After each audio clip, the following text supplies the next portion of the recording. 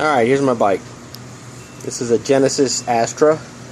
It's the same frame as the Genesis Onyx.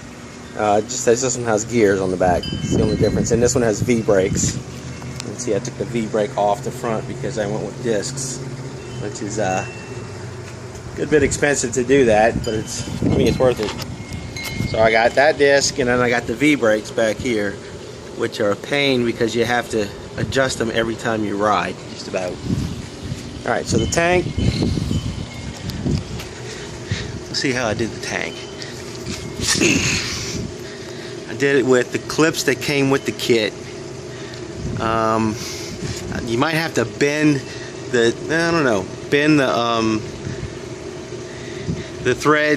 threaded rods out a little bit to get it over the top bar. I've done it this way, and I've also done it with duct hanging metal strip with holes in it. Okay, the motor mounts pretty easily.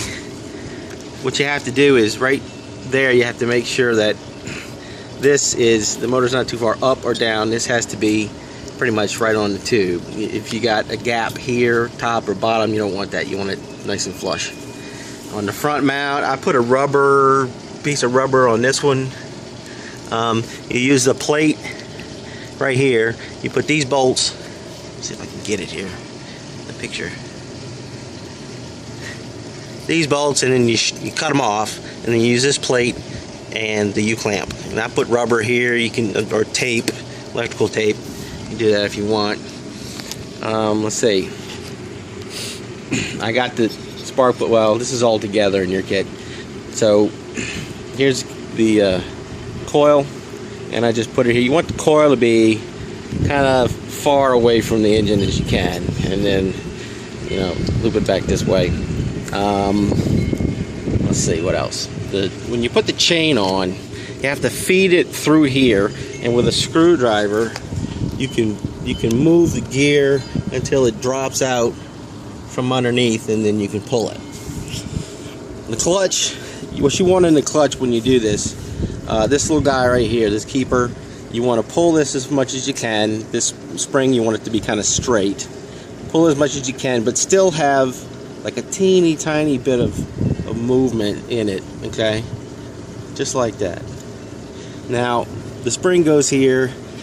This spring right here is only there just to keep the cable off the motor. Right? Now, I had a problem one time. I broke a clutch cable because this doohickey right here was actually turned a little bit this way, and the wire and the cable rubbed right in here, and the thing broke on me. This should have like a little clamp end on it, but I like to just tuck it back in here instead of sticking out and poking into your leg. Let's see what else. The sprocket. Well, on this, you got 9 holes in the sprocket. On this particular bike, because of the number of spokes, what I got was 2, skip 1, 2, skip 1, and 2. So there's 3 skips. Yeah. And so that, and then I'll show you on the other side. That went in between the spokes. Alright, this is a little doohickey. What you want to do is, this is the chain tensioner. You want to put it right here, just like I got it. The chain, you want it to be, not tight, but not loose either. It's got to stay on this runner right here. Let's see, what else you got? I take all the stickers off mine because I don't like those stickers. And my buddy Mickey put Harley stickers on his, so I had to put Indian stickers on mine. Alright, the other side. You can see the rubber gaskets there, the donuts. You squeeze them, get them kind of as tight as you can get them, so it looks like the spokes are just kind of sticking out of one piece. What else? Mine has gears, but I really don't ever use my gears. Just pedal and start. Okay. Let's see. The carburetor is a little tricky. You got to know what you're doing on that. And what the deal is, I'll do another video on the inside of a carburetor and how to put it together. my bike actually has a boost. I put a boost bottle on it. What it's supposed to do is take a charge of atomized gas and leave it here, so when you hit the throttle it dumps it back into the manifold, but you don't really need that. These filters are okay. I think I took one out on one that I built. And then this guy, of course, just screws right in there. And there's nothing to it really. Okay, handlebars. What I do with these handlebars, what you have to do is you have to drill a hole. So what you do is, with all this apart, I take this handle and I shove it all the way up like this, and you'll see the white plastic in right here, if all this wasn't here. Okay, and then with it all the way in, I scrape a mark on the handlebars. Take it off, and that's where I drill a hole. And what that does is it leaves a little bit of gap right here on the inside, so that it's free to move. Okay. I got this double handle brake because I pull both brakes with one handle. You don't need that with your coaster brakes. It's not a whole lot to it. Because mine has gears, I took the gear shift from the right handle and put it backwards on the left handle. I can shift gears right here. Rear view mirror is definitely helpful. This is a clutch. What it does is you pull it in, you pedal, pedal, pedal, pedal, pedal, and let it out, and you're running. You keep pedaling until the motor starts. And usually I put the choke up when it's cold, then right after it starts, I'll flip it down. Okay, so, but if you come into a stop and you're going to sit there for a minute or two, you can, while this is held in, you can push this little button down and let go. And that's the only way you're going to push the bike too, with the clutch engaged, disengaged.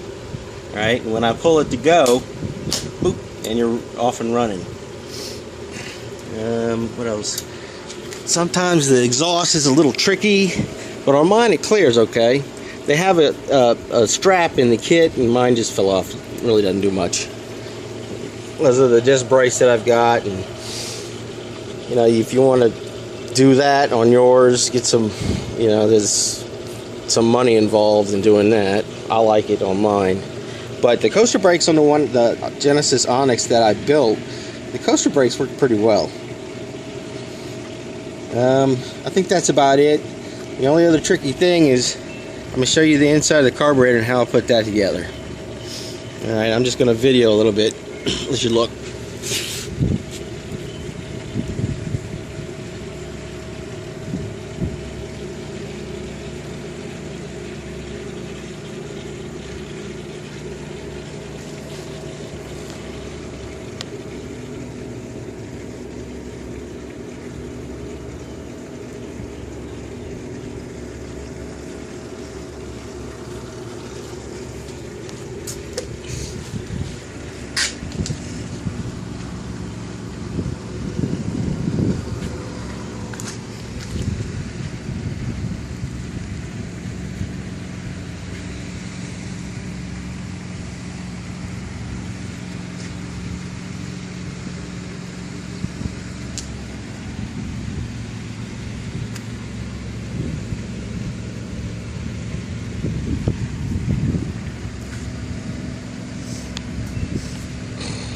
Also, one thing about these guys right here, you'll see how to put this all together. There's a little brass piece that goes in the hole that you drill, and the wire goes on a little nut right here that's captured in here. This guy you want, you know, decently tight. This is plastic, so not too tight. And these little guys, all these are for is to eliminate this. In fact, that one could be tightened just a little bit more, just to eliminate that little bit of slack on both there and right there. Same deal. If you got too much, that one's actually a little, should probably tighten that one up just a little bit. You don't want that too loose. I don't know if I can show you what I'm doing here. Just feeling how loose this is and how loose this one is. You can adjust that. Alright, that's about it. The handlebars on this thing, these are 7/8 handlebars, and they neck up to 1 inch at the head right here.